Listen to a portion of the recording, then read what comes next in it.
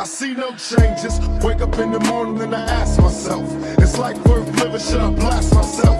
I'm tired of being poor and even worse, I'm black. My stomach hurts, so I'm looking for. Öncelikle selamünaleyküm arkadaşlar, ben Meram Skex.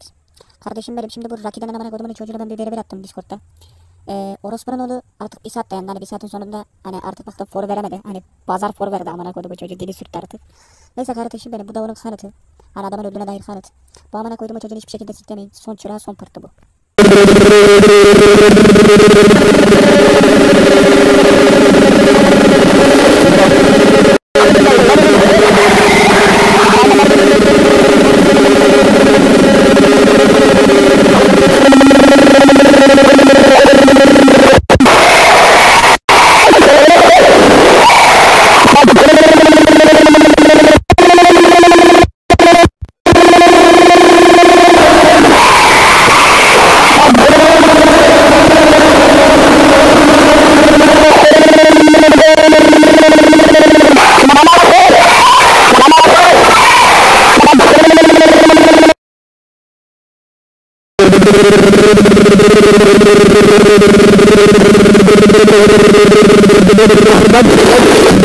Bazar for